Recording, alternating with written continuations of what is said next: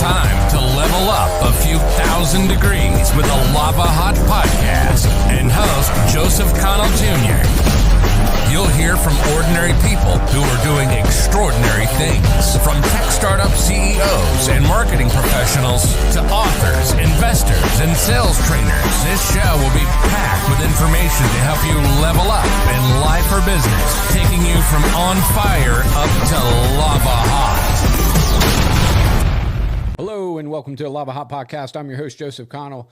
Today I've got a fun episode. When I first launched the Lavahot Podcast, I had this individual on the show. He was the very first guest, longtime friend, native to the area that I grew up in, went to the same high school, and we have been running along a very similar path in many ways. And so a little bit about Nathan Bourne.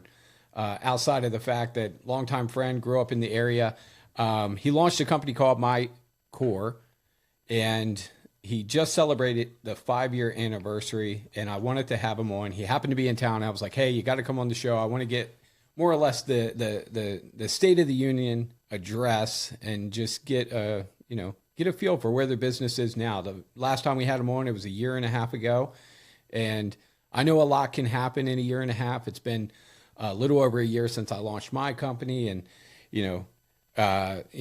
everything happens in waves. There's some good moments, some bad moments, some stress, some highs, lows, and I want to hear a little bit about the past 5 years, and I also want to dig in about what have you seen over the last year and a half. We're post COVID, there were some big highs in the mix of COVID, and I want to hear what he's seeing. But with that, Nathan, welcome to the show. Yeah, thanks for having me. Long time listener, second time caller. Yeah, no, excited to be here, and always good to be home and get face to face with you. And we have a lot of great conversations on the phone or on Zoom, and this week, and just kind of connecting. And sometimes it feels like, man, we should be podcasting this conversation. So I'm glad we can kind of formally do some of that. Yeah. But yeah, where I led that is, it's been a year and a half since you've been on the show. I know, a lot can happen in a month, let alone a year and a half. And I'd like to hear kind of like a status update of where you are with the business, growth, some challenges, but I'll let you give like a full, hey, this is kind of where we've been and where we're going. Where we are. Yeah, for sure. Where we've been, where we are, where we're going. You mentioned COVID when I did that episode with you. Unbeknownst to me, I had COVID. So sorry if you got sick or anyone else in the studio. But at that moment, I was actually days away from, maybe even hours. I think I was maybe leaving the next day to moving to Florida, and made that move right there in the new year. And I knew going into it that I was going to be in a new space geographically. I also knew that I'd be entering a new mental space. Some of my team was local, so getting face-to-face, doing events, being kind of high touch, I knew I was going to have to get more intentional about that because of being truly remote from my team. Right. We've always been fully remote. We serve all 50 states. We're international now with a few clients in Canada, and we've got the ability to serve even in unique markets across the world with some of our services. But I think things were still relatively fresh at that time in the way that we were operating. And I say we broadly, the world of work, right? Business. It was still kind of fresh. I think we were still navigating the life of Zoom and the digital arena and landscape. So I would say that making that move and putting myself in kind of an uncomfortable position where I knew I was going to have to grow in ways that I could normally lean on with getting face-to-face or kind of going and closing the deal or putting on an event. It definitely stretched me to think, okay, how can we maximize impact and do it in the most efficient way while everyone retains their autonomy. So we did that, and we realized some really awesome growth. So we more than doubled our client base in 2022, more than doubled our revenue.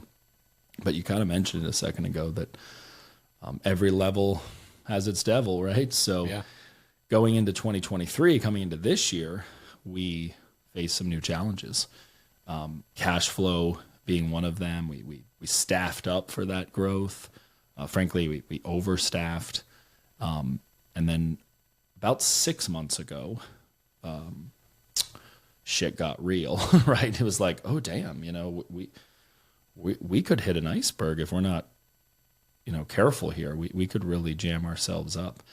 So that was a sobering experience, and I think it would be valuable to talk about that. Yeah. I'm sure there's listeners that can relate that have hit levels in their business where good things are happening, like doubling your client base, doubling your revenue, getting your brand out, kind of realizing and actualizing all the progress that you dream of. But there is another side to that I look back, hindsight being 2020, and kick myself and think like, hey, how did I not prepare for that? How did I not see that? And I don't know. I mean, no regrets, not a single letter, but I certainly process it often and think, and also just have like humility around it and try to thank God that like I saw the writing early enough that we could, the bell went off like in the Titanic movie, then iceberg, like shit, like we need to make some real changes. Right. And I can credit a lot of it to my CPA, actually. She gave me some tough love and was like, look, you're growing. It's awesome. You've got a great thing here, but you're going to like screw this up if you don't make some changes today. And I did. I made some tough decisions. We right-sized the company. In other words, we let people go, right? Yeah. We got lean and realized, okay, what are the exact tools we need? These other softwares, and really evaluate our tech stack and realize we could do without that. We could pare that down. And that was emotionally tough too, because you're grinding it for that time 4 years, and you feel like, man, we've broken through, like the all the things are adding up, and then wait, our very success could be our demise. Yeah. Right? I know we've talked about this before, that nothing fails like success. And I've been saying that for years, like understanding it theoretically or in principle, but actually experiencing a successful company that might fail if we don't make some major changes, made for a unique few months. So I'll tell you more about that, but there is a good ending to that story. But I just thought I'd dive right into the good shit, the good stuff. Yeah. No. And it's interesting because that right now, like in the marketing game where I'm at, like throughout COVID, a lot of the clients that I work with, I mean, revenue was just booming. They were increasing, maybe their staff, they were increasing customer flow. And then it's weird over like the last like year, not to say that people aren't still buying. It's just the landscape has changed a little bit. And I see companies oftentimes, like when I go in and first meet with them, they're scratching their head. They're like, we've invested in new people and new trucks.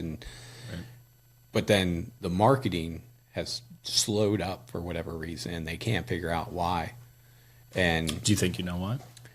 Yeah, I mean, I've identified a few areas for some of the clients that I work with. I mean, oftentimes there's, maybe like a new marketing piece that's available in their market, and they're just behind the curve.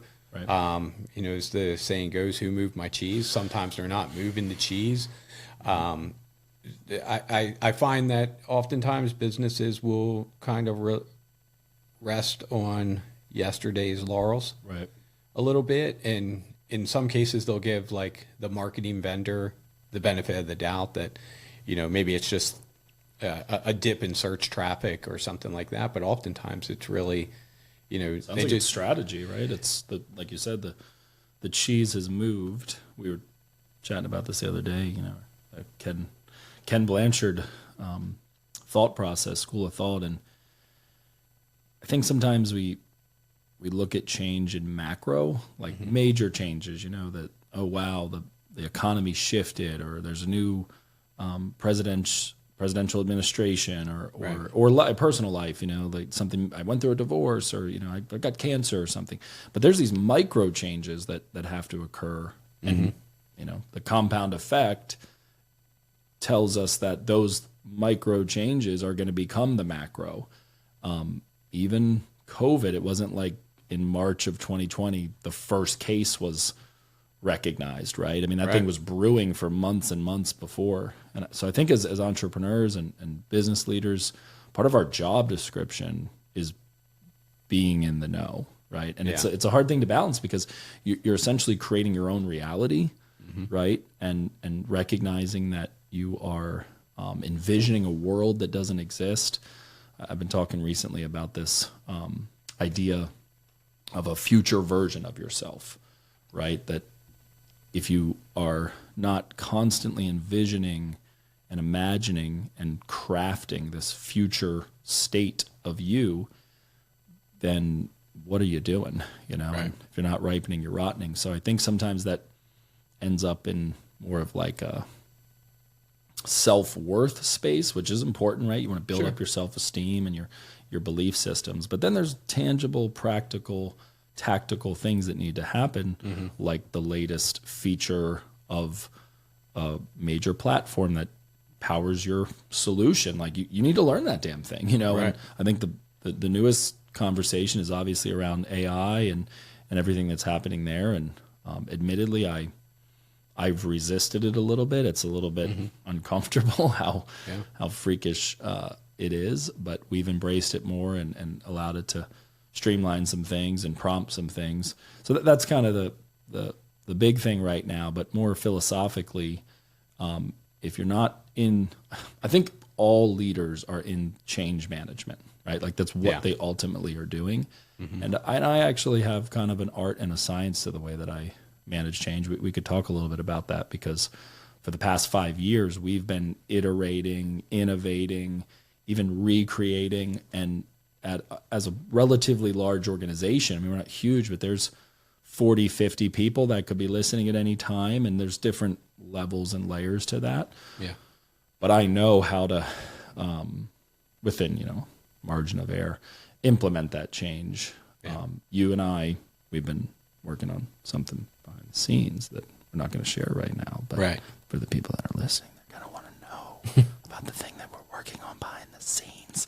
Anyway, but that has taken a lot of change management, right, within the organization and on a personal note. And it's kind of what I'm saying. It's like you start reinventing and going, okay, maybe I had in my mind pretty hard wired this version of my company, this version of me, this version of my brand. And I think right now more than ever, companies need to get open to the idea of collaborating. They need to get open to the idea of staying in their lane and bringing other people alongside of them that have mastered a certain discipline or a certain arena. So all that to say that I don't think the pace of change is going to slow. It's not going to be like, man, that was a crazy 3 years. I think it's going to speed up. Yeah. I mean, I'm right there with you. I think that it's all going to happen very rapidly. And, it's interesting because while there's even changes in like maybe the marketing landscape, there could be changes to the your competitors. There could be a competitive change. If you look back at like throughout 2020, when the housing market was going just just insane. Right. And I've referenced this before on the show, but there were 21-year-old kids that were getting their real estate license, and they were just getting on TikTok and they were just gobbling up market share. Right. They weren't better at real estate. They were not better at writing up the deal, maybe not even better at sales, but they were sure as shit better at marketing. Right. And that's what it took in that time to just grab, listings left and right. Yeah. Was just being better at marketing. I mean, good product placement for the topic, but you look at Prime. Right. Logan Paul, what I find impressive about Logan Paul and Jake Paul and Mr. Beast and some of these people is their ability to cultivate attention like no other.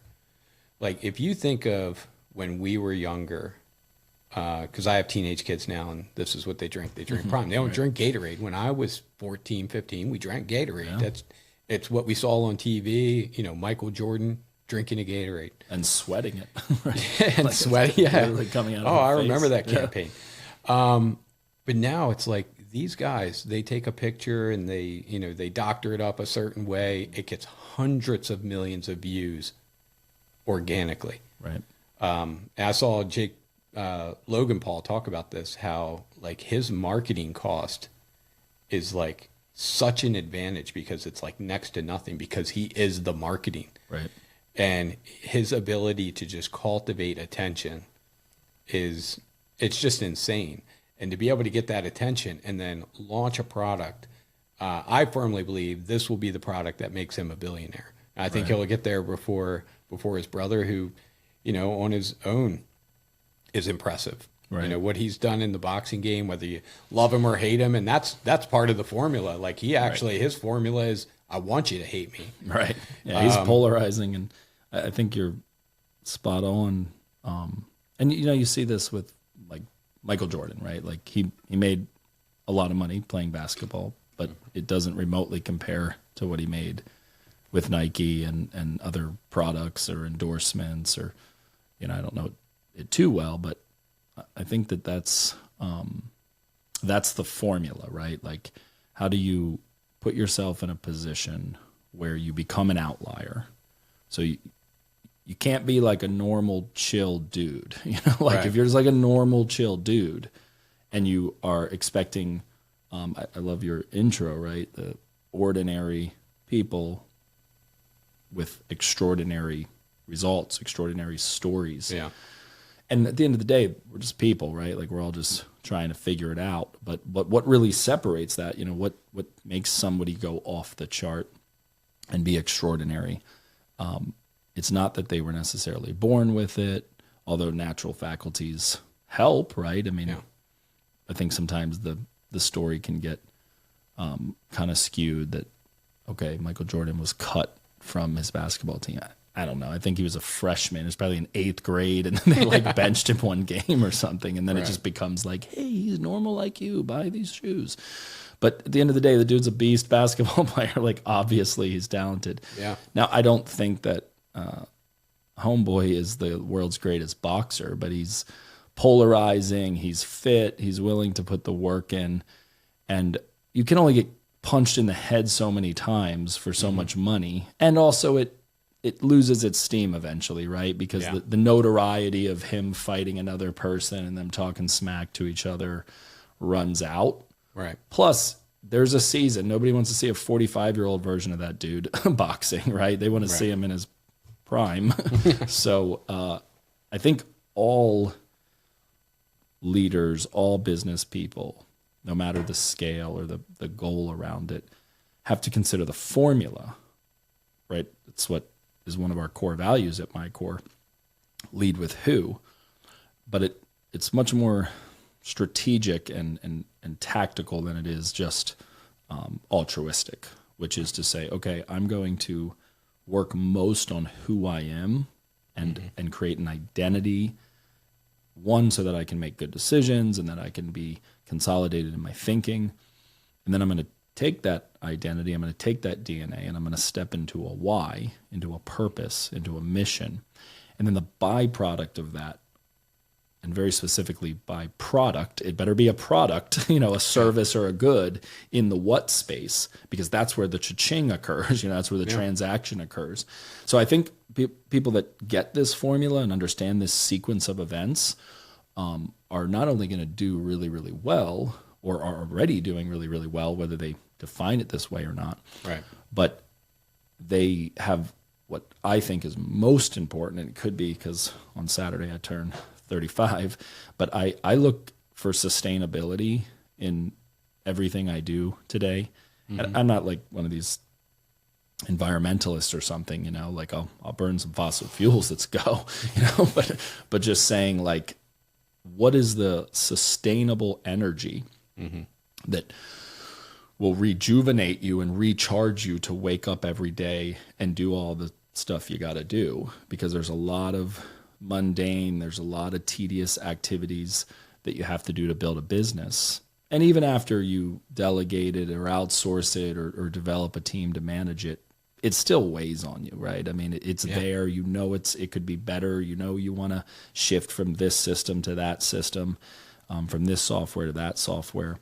And if you're not waking up every day and leaning into who you are and why you exist, you'll just gas out. You won't have the energy to fix the what, or to implement a new what, or to really change, right? Which is absolutely required, as we've already stated. So I think this is a prime example, because you have to connect that what with a who, and then that what will change, they'll find another what, and then they just it might lose some of its steam at some point, but it doesn't matter. It becomes a staple part of their revenue model.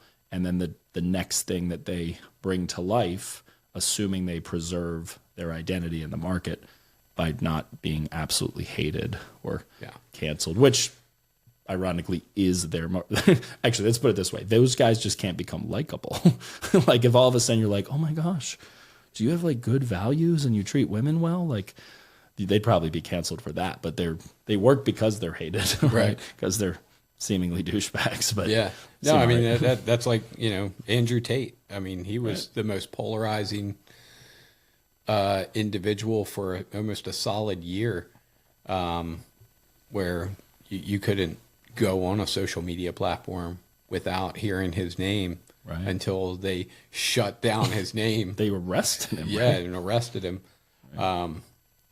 Which I won't go down that rabbit hole, but let me, I want to ask this, because I'm familiar, and I know you've read this book as well, Start With Why. Can you explain the difference between the philosophy behind Start With Why and Lead With Who? Yeah. I'm glad you asked me that, because that's the only thing I care to talk about these days. Yeah. Well, let's start with why, because chances are, if you're listening, you've read it, and I highly suggest you do. I'm a huge fan of Simon Sinek.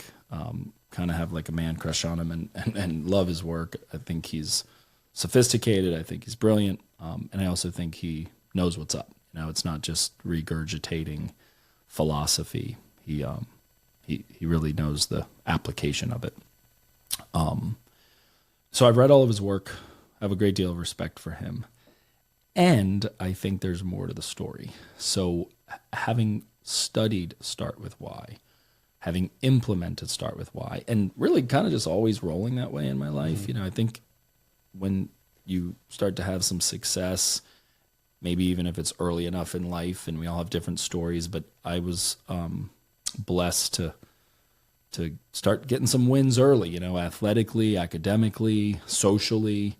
So I was starting to build this identity around being a successful person.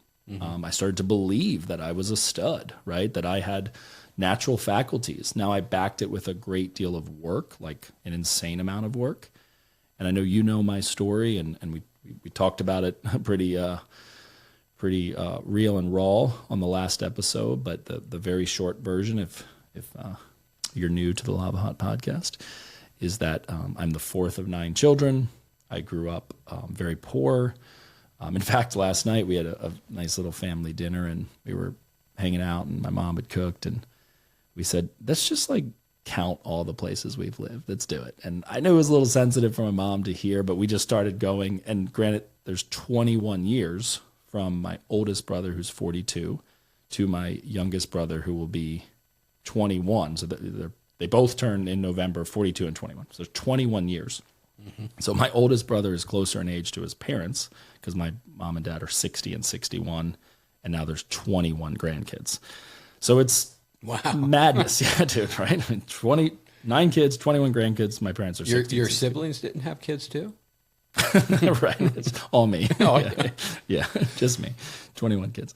And I'm sharing all that to say that it was just a challenging, unique upbringing. And in this very town, we have lived in over 15 homes. So we've lived in every version of Worcester County, Bishopville, Westo, OC, all the things.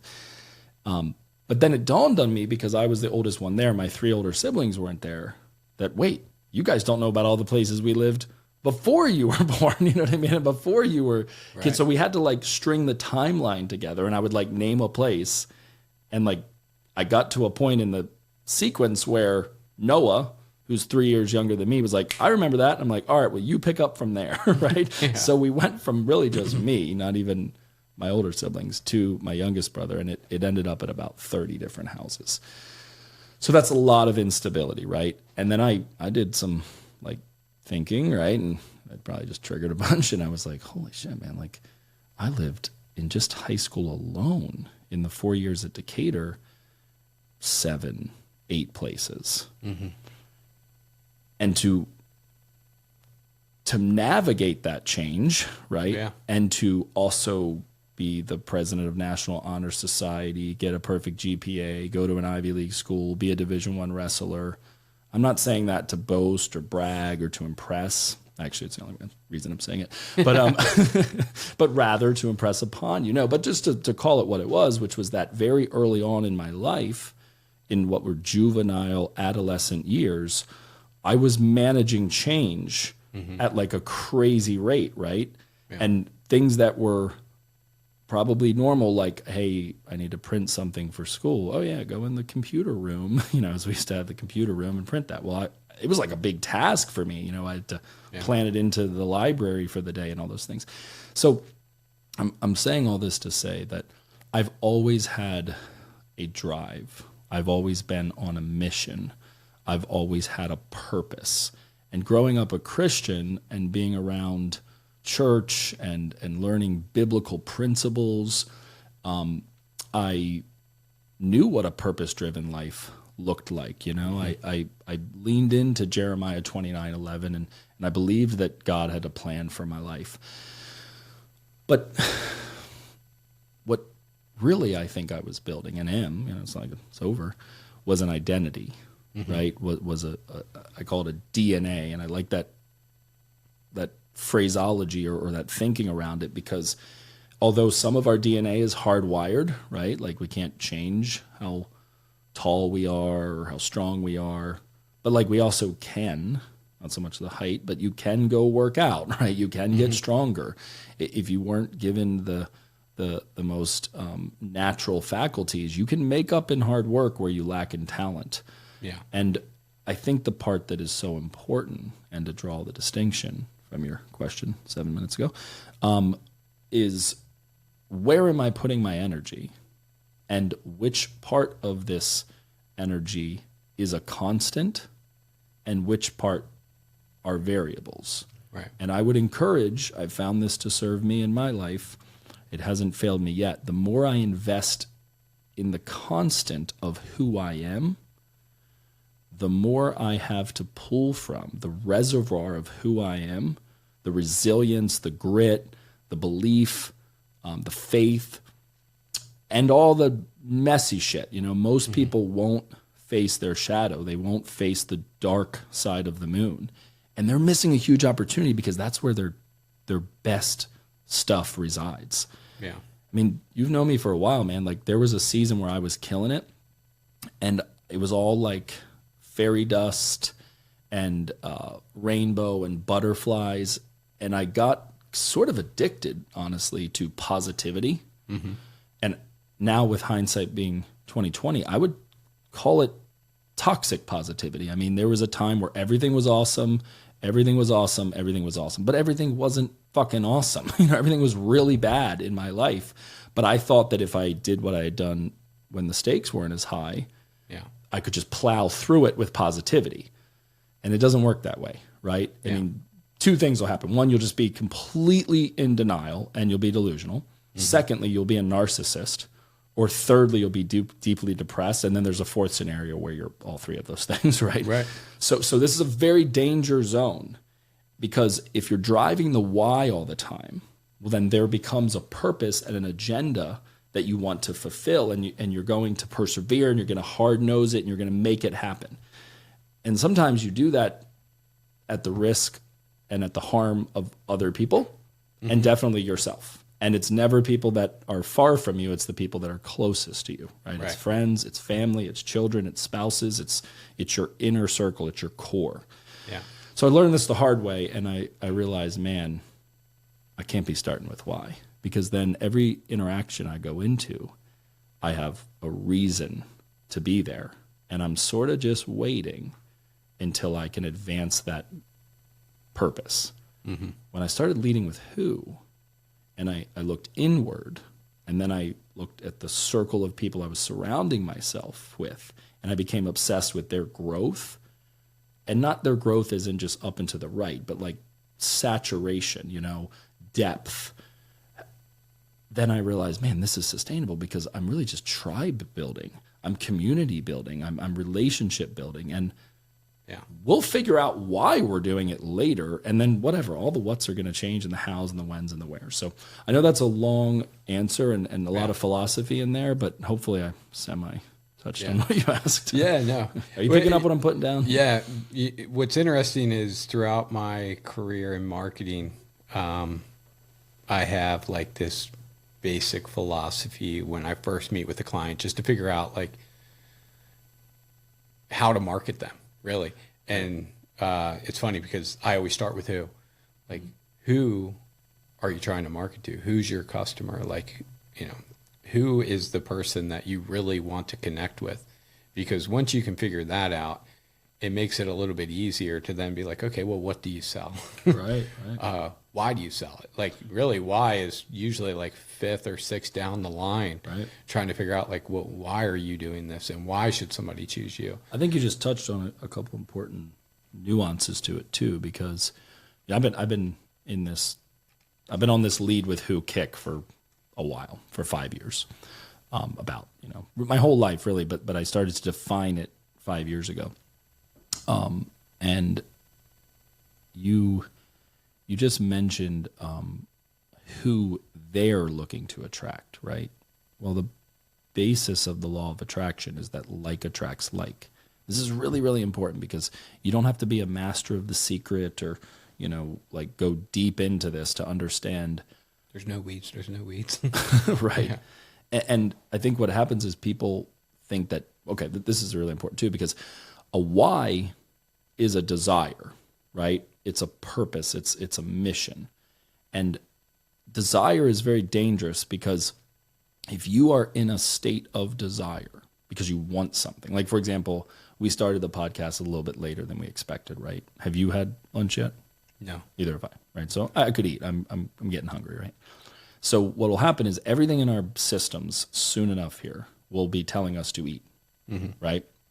And it will be like nothing else matters until we find that food, find that source. Was this a hint? No, yeah. Stop talking. But watch this. So we are here in this moment, and soon our body will be like, hey, you need food. And if we were to leave here and go to Chipotle and crush some Chipotle, which is not a bad idea, then right. Then now I'm thinking about it, right? Immediately after we get down to the end of it, the last thing we will be thinking about is food, right? Because we will be full. We will have satisfied ourselves. Right. So here's where the law of attraction is incredibly nuanced, is if you are constantly in a state of wanting something, you are telling everything, the people, the circumstances, the events of your life, that you still want that thing, which will keep you wanting that thing.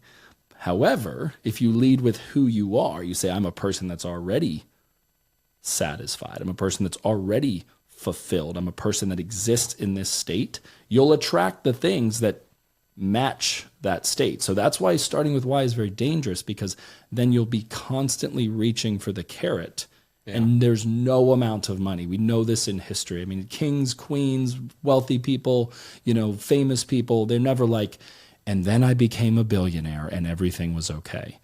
Right. So it's really about leading with who you are, being satisfied in it, and then allowing it to bleed into the why and the what. But like attracts like, right? So if you're not a person that can attract that customer, don't kid yourself, right? Don't break the 11th commandment.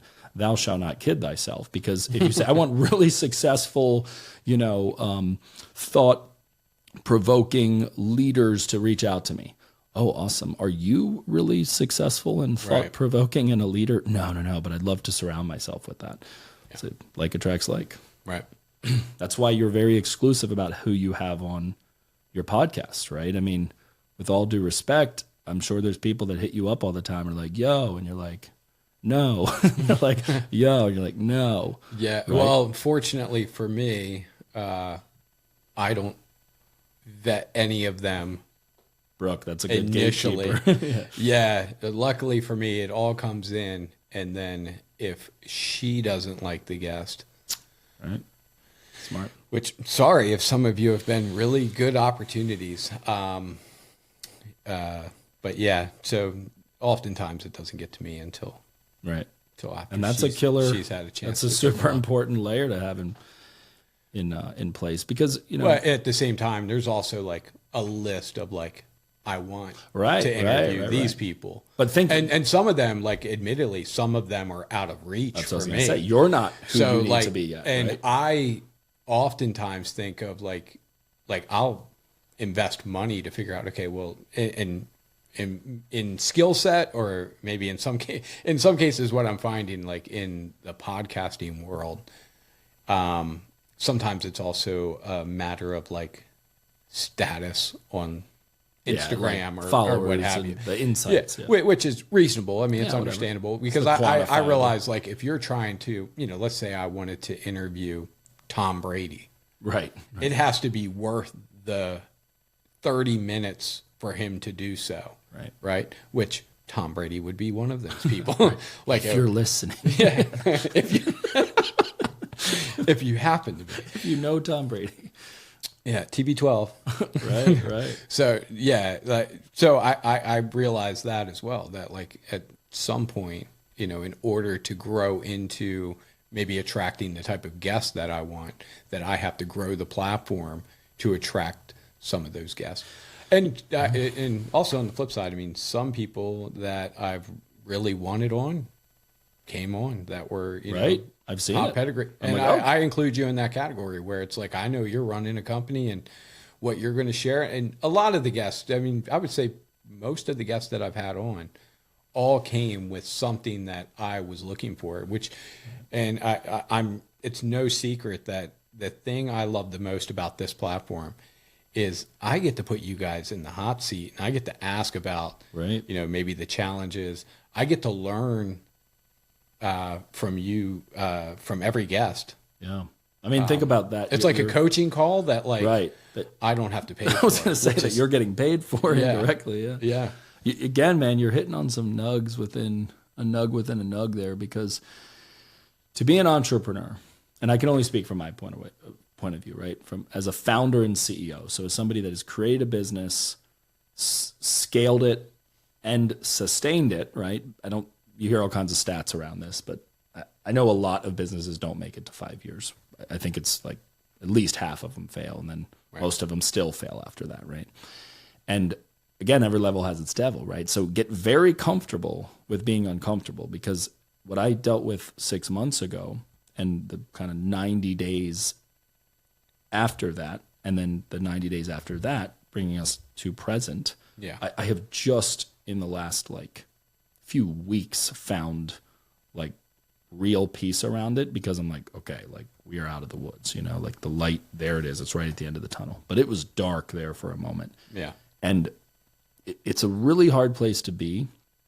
And I have a feeling other people can relate to this, because you are succeeding, but you are not successful. I call it the middle. If I ever get around to writing, and I might write a book, we'll see. But I plan to write the book Lead with Who. I think it deserves a full unpacking of a couple hundred pages. And since we just document it, if somebody tries to jack that title from you. I've got a couple things there as far as IP goes, so I already own a lot of the stuff there. But I say all that to say that I wrote this journal entry called The Middle, and it is this idea around where most of us live, right? We live in the middle, and the middle is a brutal place, but it can be a wonderful place if you approach it properly. And you could even maybe connect that to like socioeconomics, like the middle class. But any high achieving person should be just offended by the idea that they would be considered average or in the middle. So if you were to take like all the people you interviewed or all the people that, you know, you surround yourself with, or just like people that we know that are successful and they're doing it, they're probably actually in the middle. You know, they're probably like, okay, well, how much money do you actually make? Like, yeah, man, I make, 120 grand. Like, yeah, so does like that dude over there working at that store or something, So it's this really hard space to be in because you haven't quite gotten there yet. But in your mind, you have. So therefore, the people around you think you're delusional or a little bit crazy. Right. And I think there's a lot of support that needs to occur in the middle for two reasons. One, if that's where you end up, you better be okay with it because, hey, it's awesome, man. You're making a living.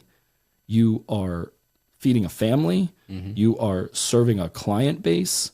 So you have to be like perfectly content with the fact that like this may be it, right? Like you'll have incremental growth and you'll raise your income and you'll buy that house and you'll eventually upgrade that car.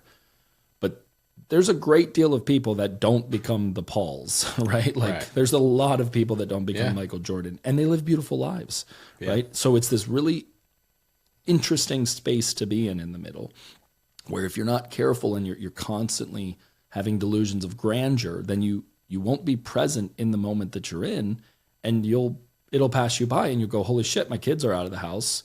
And I spent most of the time, I struggle with this because I'm a certified workaholic. I mean, I just am. And it's sobering. It's like, oh my gosh, my daughter's going to be 11 and then she's going to be 13 and then she's going to be 15 and then she's going to be 17 and then she's gone. Right. So you start really getting aware of this. At the same time, you have to be very careful who you share your dreams with. The Bible says, don't throw your pearls to the swine. I remember reading that thinking like, what's that mean? And it's hard because some of the people closest to us are swine. They're dream stealers. They're haters. And I don't mean haters like F them. I mean like they will take little pieces and parts out of your vision and dream. And here's the thing. It's not their fault. It's your damn fault for saying something to them. You should be smart enough to detect that they don't have the capacity for your dream and for your vision and for your goal and what you believe is your future. Right. So you better keep that close to the vest and then preserve and celebrate moments like this, because I know there's nothing you say to me. If you said, Nathan, I was thinking about it last night and I'm pretty sure I'm gonna be the president of the United States of America, I wouldn't bat a fucking eye. I'd be like, totally, man. Like, I think that's a great idea. Make me your VP. Right. And vice versa, right? If I said something crazy, like I'm thinking I'm going to go to Mars one day. Right. You'd be like, yeah, why not? Well, those are golden relationships that you have to protect. And then don't be so foolish to go out telling all the normal chill dudes the extraordinary things you're going to do and then wonder why you feel like shit after they didn't respond positively. That's on you. Does that make sense? Yeah, no, it does. I had watched this, it was like a documentary at one point where it'll talk about like the different types of people that there are out there and ways to be able to identify them. Oftentimes it's like little subtle behaviors, little subtle things that they might say. Like if you share like an idea of something like a product you want to launch, and their knee jerk is to be like, oh, are you sure that's for you? Like, just know that. And oftentimes it'll be like that friend, but they call that like covert, like traitor, like almost little Benedict Arnold, little mini Benedict. I think there's like part of this where people want you to do well. They just don't want you to do better than them. Right. And that's not the case for everyone, but there are those people out there where, they want you to succeed. And oftentimes, like they'll make statements like you've changed or you act different. And it's really not that I act different. It's just you're treating me different because I'm maybe in a different place than I was a year ago, or maybe where we were a year ago. Right. Type of deal. Not that I'm experiencing this personally. Everybody who, is around me seems to be very supportive. Are you okay? But I know it happens. I know throughout my life it has happened. I know that there were certain times of my life when I wanted to transition from doing more of like that manual labor, and I wanted to get into sales because I read in a book by Robert Kiyosaki, like if you get into sales, like that can unlock all these other layers. Like that's step one, learn sales. And from there, you can start going down this entrepreneurial journey. Not that you have to do that, but it just seemed to be the path. Well, I think there's another component there that is important to speak to too, because typically sales is a pretty individual sport. It's kind of a lone wolf game. You're managing your pipeline, you're keeping your relationships, you're doing all the follow up and the follow through. And it's the classic, if you want to go fast, go alone. If you want to go far, go together. And that's so true. Right. Yeah. So you can sell, and you can go, and you will get there fast. You will get to six figures, you will get to 2, you will get to 3. Depending on the industry you're in, you could maybe even get to a 6-7 figure income. Yeah. But there's no way you're getting past that, right? I mean, even the best stockbrokers in the best market don't make that much money relative to GDP or something, right? Yeah. So then you have to create this whole new set of thinking, which is how can we go together? And I did this 5 years ago because the story behind the story is that I started a version of MyCore in 2016. I know you know this, right? Yeah. So I'm actually coming up on an 8-year anniversary.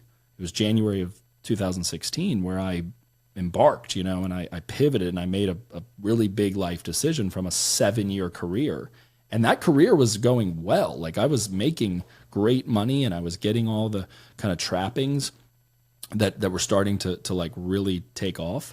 And I made a hard decision that, no, I think I'm called to do something else. I think I'm designed to be somebody else. Mm-hmm. And then even 3 years into that journey, I had to make another decision saying, wait, no, we got to reconstruct this, and we've got to build it for scale, and we've got to create capacity for other people to come in and have dominion and occupy space.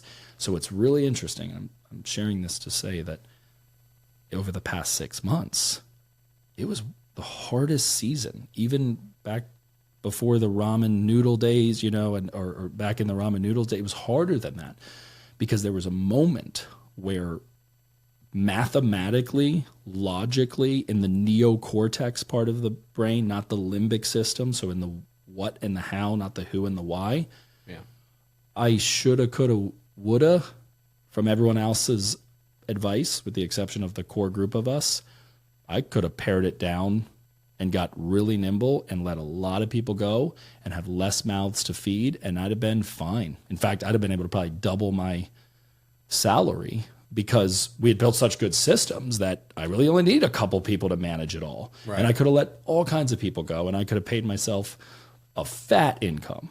So the hardest part in that was staying true to no, we're going to go far together.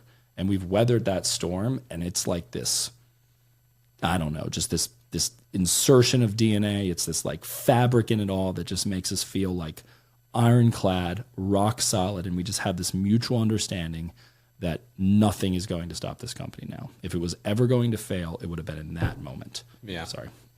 So yeah, you're just inspiring that thought. The other thing that I like, when you have a team around you, when you're, and I've been experiencing this recently where like opportunities have been almost like lined up, and it's almost like this mutual, like you tee it up, I'll help you sell it. Like what I've liked about that really throughout my career. And it's why, like, I've always encouraged that type of like mutual relationship with a team is, for me, what it does to me mentally is it allows me to play from the pocket. Right. When, it allows me to, So like I gave this analogy to, Tom Brady was his best when he sit back in the pocket, opportunity here, there's one over there. Like he could just kind of flow. And like when they get into a rhythm and they have opportunities one after another coming at you, right. When you have all these opportunities, and on an individual basis, you could do this too. If you're just like building your pipeline, because I often, the pipeline is really like the lifeblood of not just income, right. but it's also the lifeblood of like how you feel mentally. And when you're sitting back in the pocket and you're just dropping bombs, right. And you're going to land one, catch here, one over here. But when it comes to like when you're scrambling, right. And you're, well, you're on the run and you're trying to dodge. And then it becomes, and oftentimes, I mean, I'm a Ravens fan. You look at Lamar Jackson, when he's on the run, it's him. Right. Like it's oftentimes it's just him. He's and going trying fast to figure alone. Fast alone Right. and trying to figure out, how do I get the damn points on the board? How do I get the extra yard? Plus he's got a 250-pound linebacker wanting to rip his head off, and that's why they try to Which get could to be the a sideline. COVID or an economy Right, change. It could be a new marketing change. Yep, it could be one bad decision. And I made some bad decisions. We took on debt because we were growing, and it was like, this good growth isn't going to stop. Like we're fine. Took on a few $100,000 in debt. Well, I didn't really consider the term, and was like, damn, we pay this back fast. Like it kicks right into gear, and all of a sudden we were churning and servicing debt at the tune of $20,000 a month. Mm-hmm. And things didn't keep compounding. By the way, I was just looking at the books, and we're going to double our revenue again this year. Right. But we didn't double our client base. So I was measuring the wrong thing. I don't know if I got a chance to mention this yet, but MyCore has 3 core values: walk by faith, lead with who, measure what matters. And it's taken me 34 years, I guess, at the time when we like fully published those core values, to recognize that they are all encompassing. Because as an entrepreneur, you're going to have to step into the unknown. You're going to have to manage change. You're going to have to constantly be on. And that's what you signed up for. If you're like, I can't wait for the days when I'm not thinking about, go get a fucking job, dude. Like, no way. You are paid at the top to think, not to do. It's all between your ears. If you're still doing, well, then you're not there yet. You need to get to the point where all you do is think. Yeah. Right? So I say that to say that when measuring what matters, I was measuring the wrong thing. I had the, as they say, the emphasis on the wrong palabral, right? So the client count matters. It's not like it's not a metric, right? But it doesn't matter as much as revenue. Yeah. Wouldn't you agree? Yeah. I For know me, that's up your alley. Yeah. that tends to wink, be, wink. That tends to be the one thing I try to focus on the most is the revenue, like the top line. Obviously, keeping the money is the very important part, like having profitability and all that. I say all that like it's very passive, like being profitable is like, it's an okay thing. Yeah. No, it was just for me throughout my career, but following Grant, that's where like that philosophy is really kind of drilled in, which is like, don't focus so much on the expenses. Don't get bogged down by this. I mean, be prudent, but don't. It's not the credit card balance; it's the income. Right. It's not. It's not the debt; it's the income. Like if you can really just drive more revenue, and that's what this is back to lead with who, because I don't even know that it's either of those things. I mean, it is, but it's really actually about getting it close enough to who you are, but then with some margin of risk. Because if you are conservative, this is where you got to go back and look and be like, oh yeah, remember my dad lost his ass in the economy in 2008, and then we had to move, and I went to a new high school, and that was really painful and really traumatic, and my girlfriend broke up with me. That's not my story. My parents didn't have any money to lose. I remember when the recession hit, and we were like, what? Like, we don't know what the economy is. Like, we live off the government anyway. But jokingly, but seriously, people will start reading, or they'll be listening to this, and they'll be like, oh, that's the strategy. Oh, that's the way to go. And this is the power of leading with who is, no. There's something hardwired in you, both from nature and nurture, that you better be constantly mirroring and matching. Mm-hmm. And then you start to create this sort of mega mind, this mastermind, because you're inviting other thinkers in, and you're going, oh, okay, I'm only a percentage of this now. It used to be all me, but now it's a blend. Yeah, no, Does that make sense? I get exactly what you're saying, because oftentimes, like me, I buy courses. Right. You know, I didn't go to college. My college is, MyCore. I turned into a drive time university. Mm-hmm. I will listen to a great audio book. Some books I'll study more than others. Like right now, I'm going through Alex Hormozy's $100 Million Leads. Nice. In the entrepreneur space. It's like the hottest book there is. Yeah. But I have it on audio. I went through his course. I have the hardback. And, like when me and Brooke listen to a book like that, we'll kind of listen to it together. We both have our copy, so we can take notes, which is cool. But like what I learn about how to generate leads, which obviously that's my game is leads. So, you got to be, got to study your craft. What I learn about leads, or somebody who picks up that book, if they just read that book, they're going to forget the first book, which is, well, now I got to figure out how to make an offer. Right. And then when the lead comes in, and this is very important, how do I convert the lead into a person that actually buys? Right. Now, I'm not talking like e-commerce. Like there's ways you can get people to convert when they're on the landing page and all that jazz. But like when a lead comes into, your dental practice or your, HVAC company, pest control, whatever it is, like you've got to then convert that. So maybe there's another book. Maybe you got to read one of Grant's books. There's definitely another book. And there's I think oftentimes in the space of entrepreneur courses and things that you can buy, people will look at the one course and be like, this didn't fix everything I was looking for. It's like I signed up for the gym, but I forgot the nutrition plan. Right. There's more pieces to it, and you to go to who is you've got to craft you from these different experiences, from these different maybe courses, different things that you learn. And it falls into that space. The way you're framing this is powerful, because hopefully everyone's aware that there's things that they don't know, right? That we're unconsciously incompetent to. Yeah. And the goal is to get to where you don't know what you do know, right? Where you're unconsciously competent, right? There's things that I do today at almost 35, to call it 35, that I'm just like really, really good at. And people will come back and be like, bro. And I'm like, oh yeah, I didn't realize I did that. But I didn't like wake up this way, right? Like I worked it, I crafted it. I mean, we go back 20 plus years. So I got in the game pretty early. I was a full-time entrepreneur at age 20. And I have never had a job. So I've got 15 years. I'm coming up on half my life, really, at this point, has been full entrepreneur, fully reliant on getting your own results and like making it happen. Right. Well, we've all heard like you got to be a sponge, right? You got to soak it all up. But there's this caveat to that I think people miss, which is that the only purpose for a sponge, or it's only of use if it gets wrung out. Yeah. If you just fill your sponge with soap and water and put it on the side of the sink, it's not doing anything. So the exercise is reading that book, knowing that there's still a bunch of stuff you don't know. Like I know there's all kinds of stuff I don't know yet, and I even know some things I don't know. Like I'm consciously incompetent, right? I'm like, I know that I don't know that. But in this moment with what I have, I'm going to just squeeze every bit out of this sponge, squeeze all the juice out. Yeah. And then what will happen is I'll have a dry sponge. So the next book I read, or the next level that I'm at, or the next person that's hired, or the next partnership that I form, I'm like reading, absorbing, masterminding, like surrounding myself with people. And I think that's where people get stuck, is they just start consuming. And now that information is so accessible, they can listen to this podcast and 27 other this week.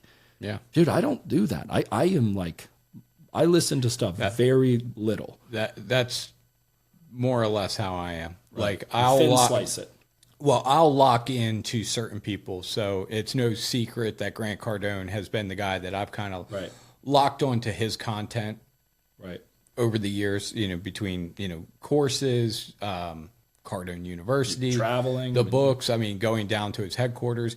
Like we just got back from Florida. We went down to the, it renamed to the Business Summit. A lot of the content was just like the business boot camp I went to a year ago. The difference though was me. Right. Same book. I was same course, same content. Some little nuances here. AI is different from a year ago. So there was like little things that they talked about there. But for the most part, I'm in a completely different spot. When I went there the first time, I had just launched my company. Right. And where I'm at now is a completely different spot. Then it was, I went to, I mainly wanted to, dial in, how do I market my business, which is a weird dynamic. Being a guy that's in marketing, I always say I'm the janitor who has a dirty house. Right. It's hard sometimes for me to market myself. But I went down there and was like, okay, well, how do I market myself or market the business the way that I want to? And I'm always looking to craft that. And then what do I want my sales cycle to look like? Like, what do I want my sales process to be? So I went for the sales side.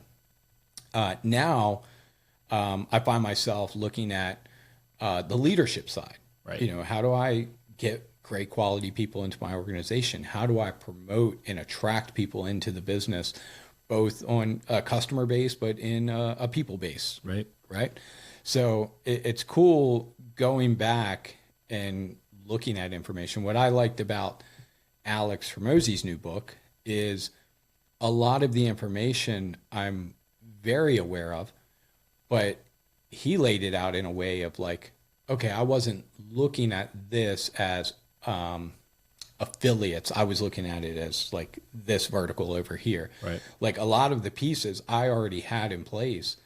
I just wasn't putting it into maybe the flow of how he does it, right, which was kind of cool because it gave a roadmap of like how to take all these different pieces between warm market, cold market, one to one, one to many.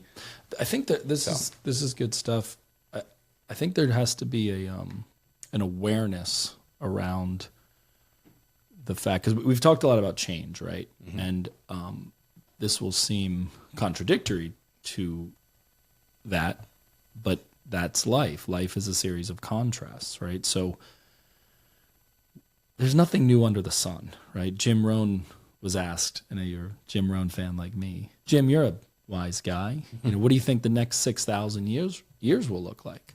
And his response was, well, about like the last 6,000 years, right? There will be opportunity and there will be difficulty. Sometimes more opportunity than difficulty, sometimes more difficulty than opportunity, but the mix doesn't change, right? That the blend is still there. So I say that to say that when the student is ready, the teacher will appear.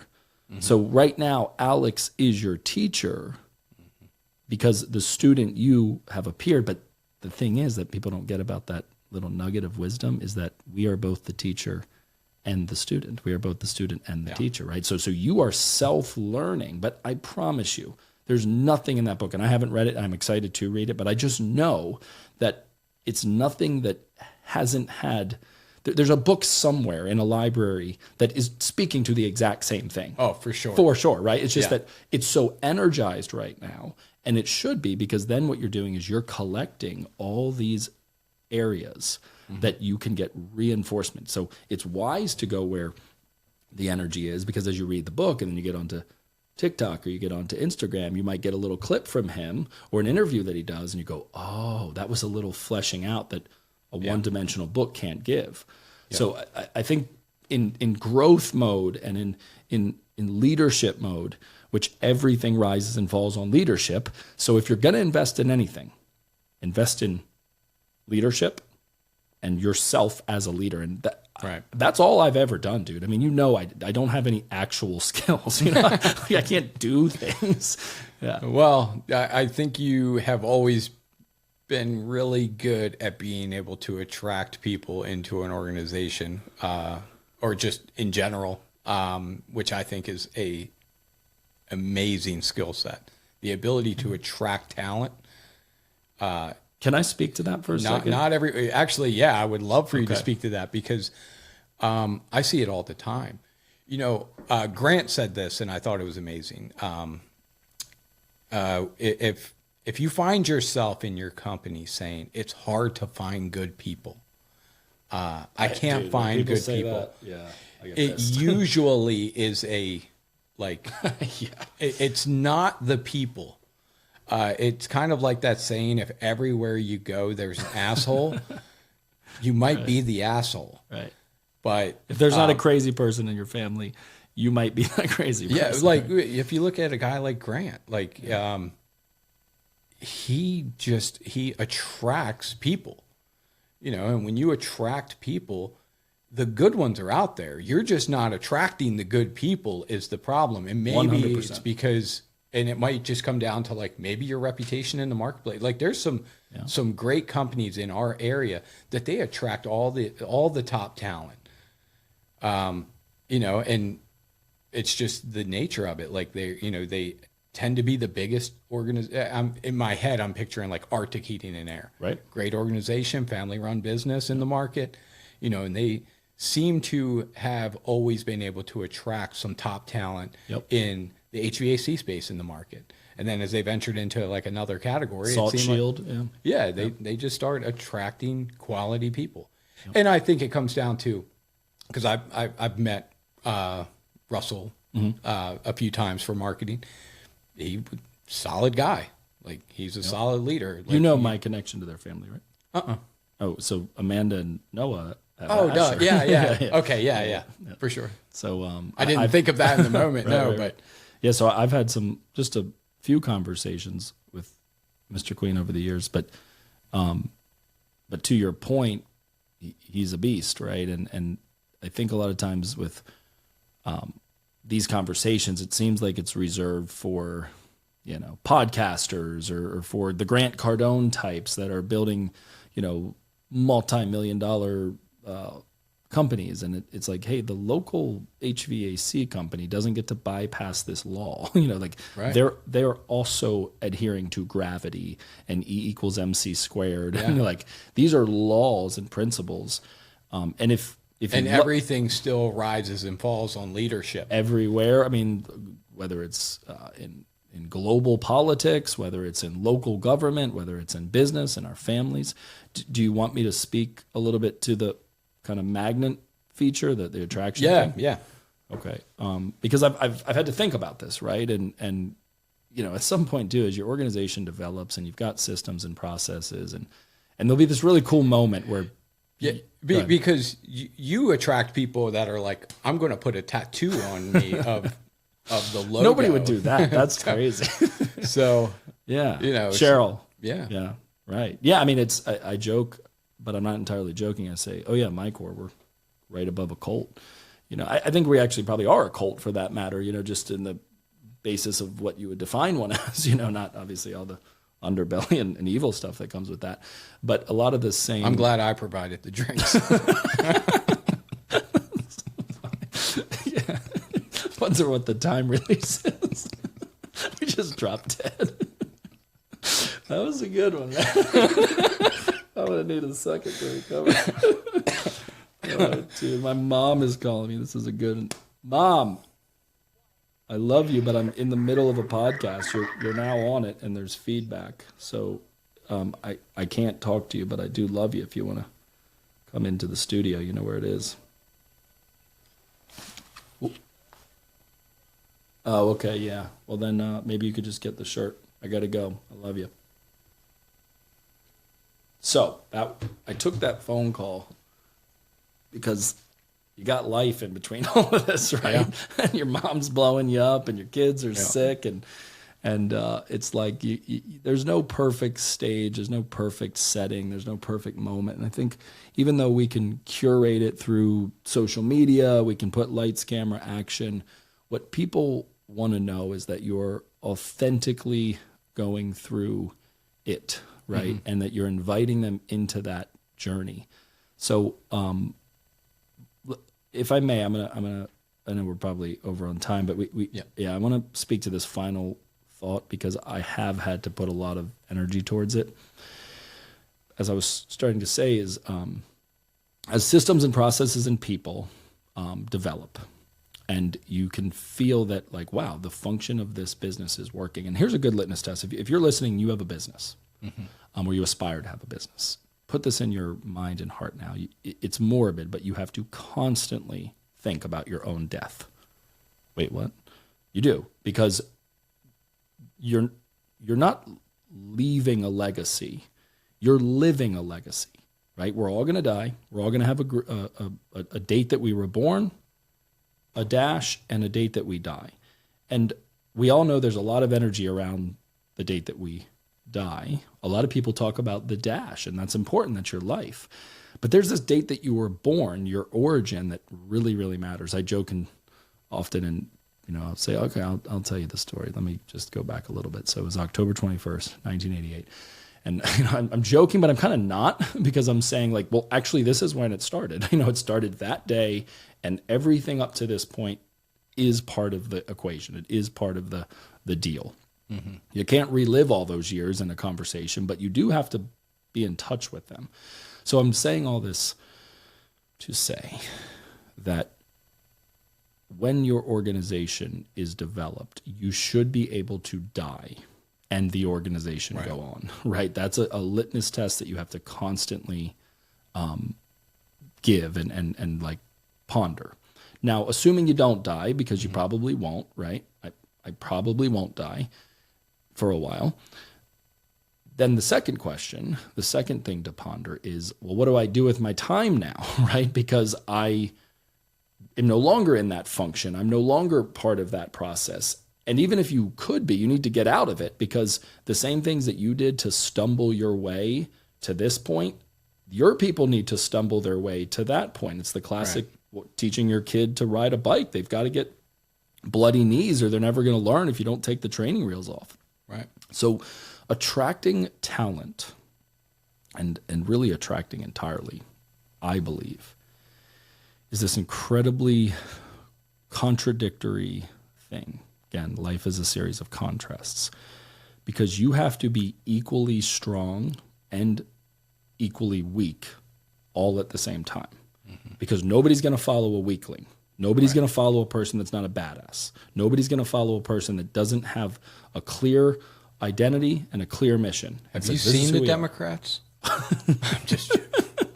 Okay. That's good. Yeah. Well, I mean, case in point, right? Like, if you can't even walk up a flight of stairs, I don't care what your politics are, you're not inspired by Joe Biden. You could be a raging Democrat. There's no way that you are inspired by that man. And there's no secret that Donald Trump was not weak. Right.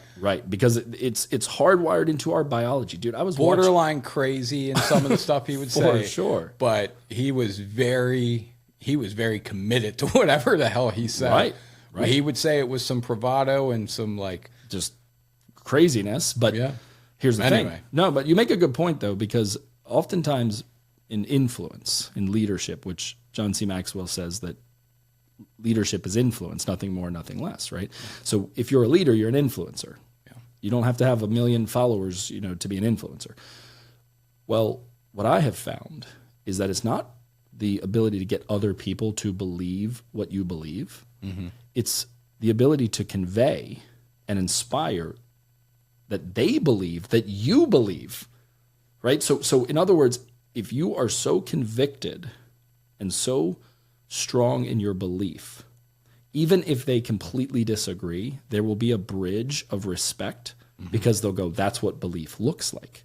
So it's so important to have a real allocation of your time, energy, and money into your belief bank account. Like, you should be constantly working on your skills around belief. Why was Ted Lasso so successful? Because people love soccer in America? No, nobody cares. The only reason that show was successful and got all the awards is because of the sign that he put above the door in the locker room that said, believe. Because everybody can relate to that, right? Everybody can go, damn, I want to believe in something, right? And you can be unapologetic. I know that it's like borderline illegal to be a Christian now in this country, which is insane, considering it was founded on Christianity. But I am unapologetic. It's my first core value, walk by faith. Right. So, I mean, there's a cross right in our shield, right? And you would think, like, oh man, like, are those HR issues? No, because people come to MyCore and they're diverse. We have all kinds of religions, all kinds of races, all kinds of socioeconomics, all kinds of backgrounds, because we're leading with who. So it's the internal, not the external. Mm-hmm. I'm getting off on a rabbit hole, but here's the punchline, and then I know we got to land the plane. Leaders think that they need to be strong and capable and able to attract, when in fact, the only way you attract good people, and great people for that matter, is with a fundamental understanding that leaders need to be needed. So you have to be constantly sharing your vulnerabilities, constantly sharing all the problems that you're having, constantly sharing all the things that aren't working and that could be better and should be better, with a core of strength saying, hey, with or without you, this organization is going to succeed. Right. But it would be really dope if we did it together, right? Mm-hmm. And it's this interesting tension where both of those things have to exist at the same time, because if it's like, oh, these are all the problems and I really think you could solve them, and it's like, I don't want anything to do with this. But if it's like, hey, we got it all figured out, but we definitely think that, your life would be better and all your dreams would come true, that's not inspiring either. It's this very narrow needle to thread that is like, hey, we're going to figure it out, but we really could use somebody with your skill set. Right. And I think we just will be better together. So I think if you're in a position as a leader right now where things have gone relatively well for you, right, you've probably attracted followers, and you need to take inventory of this and say, am I leading leaders or am I leading followers? And when I recognized that I needed to lead leaders, I went deeper in my growth. And now all I do is lead leaders. And it's not like herding cats, it's like herding panthers. But if you want a scalable, rock solid fortress of a business, you got to get into that. So that's it. Yeah. That's my story. So as we wrap this episode up, what's next? What's next for MyCore? And then I want to lead people to where they can connect with you. Yeah, for sure. So quick little rundown of MyCore. I mentioned our core values: walk by faith, lead with who, measure what matters. Our mission, our why, is to be the world's most people-centric company. So it's within that ethos, within that identity, within that who and that why, that we've developed a world-class business advisory firm. And it's a hub and spoke model. So at the core of it is our advisors. They are on our experience team, and they are the client's single point of contact for a whole wheelhouse of services. To date, those services have been accounting, bookkeeping, payroll, benefits, and HR. But we have added a new service. And if you go to our website, you're going to see it. And I don't know if you've ever heard of this industry or this service offering, Joe, but it's marketing. I'm familiar. Right. So more to come on that. But what we recognized was that we had built processes and systems and great value in the market for our clients on these really unsexy but core functions of a business. Yeah. And we thought, well, wait a second. And really, I didn't do much of the thinking. You did. And you've been telling me this for years. So this is the cool thing about this, by the way, is that, I look back and when the student's ready, the teacher will appear, right? And I'm like, oh, dude, I remember talking to Joe like back in 8 years ago. It's like, you should add marketing. You should be in marketing. Dude, I don't know why you're not doing marketing. Like, everything you've built, if you were to take that and apply it to the world that I'm in. So I think I finally just started listening, another important part of leadership. It's hard. And we're just thrilled to be bringing that to life. So, and then that really provides a full stack experience, man. And there's so much that goes into that, between managing the tech stack, allowing for it to be a scalable business. And we're rocking and rolling. And I think that, I think it's kind of like undefeatable now at this point. So, mycore.io is the website. Check it out. Cool. Well, for those that are listening, I always like to direct you to go to the lavahotpodcast.com. If you want to find any additional information about Nathan, we're going to make sure that we have all of his social media profiles tagged there. We'll have the link to his website there. And I know in the near future, he's going to be rolling out his own podcast. Thanks to you with some of your old equipment. Yep. So, I guess that's another thing. A year and a half, lots changed. We went from someone else's studio to this studio, which has been really cool to kind of get together, and it's amazing. The investment that goes behind it. But no, I'm definitely looking forward to seeing you roll out your podcast. So more to come on that. This episode will probably air before his first actual episode, but I'll be sure if you hear this later in date to go back, and I'll add in a link to his podcast to his profile. But on lavahotpodcast.com, you just search for Nathan Bourne. You'll see his old episode. You'll see the video link for YouTube and this episode and the video link as well.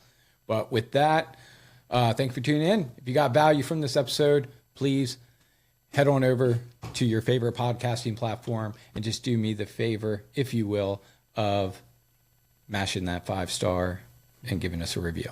Thanks. You've been listening to the Lavahot Podcast with Joseph Connell Jr. Do you want to level up your business? Then visit us at golavahot.com for a free marketing analysis.